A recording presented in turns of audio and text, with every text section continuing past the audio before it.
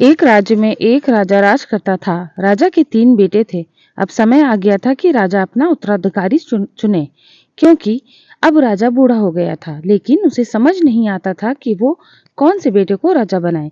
इसीलिए उसने एक उपाय सोचा और तीनों बेटों को अपने पास बुलाकर उत्तराधिकारी वाली बात बताई। राजा ने तीनों को एक एक बीज दिया और कहा कि ये बीज आपको एक गमले में उगाना है और ठीक 1 वर्ष पश्चात मैं देखूंगा कि आपने बीज की कैसे रखवाली की है और उसे कितना बड़ा किया है।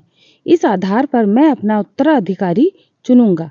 ऐसा कहकर राजा तीनों को जाने के लिए कहता है। अब तीनों बेटों ने बगीचे में एक एक खाली गमला उठाया और अपने अपने बीजों को उसमें बो दिया। तीनों ने खूब मेहनत की और बीज को पानी पिलाकर बड़ा करने लगे। 1 वर्ष बाद राजा तीनों को अपने पास बुलाता है और सबको अपना गमला दिखाने को कहता है।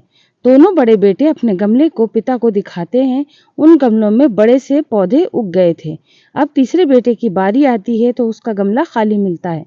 राजा तीसरे बेटे को पूछता है कि उसका गमला खाली क्यों है।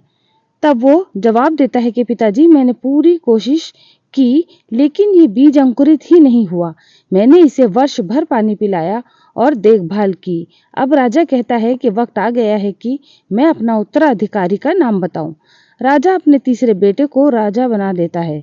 तभी उसके दोनों बेटों ने आपत्ति जताई कि पिताश्री, हमारे गमलों में बड़े पौधे थे, लेकिन फिर भी आपने इसे राजा क्यों बनाया, जबकि इसका गमला तो खाली था। ये तो अन्याय है।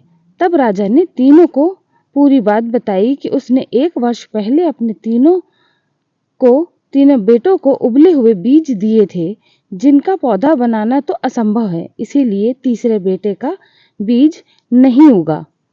लेकिन तुम दोनों ने तो असंभव को संभव कर दिया।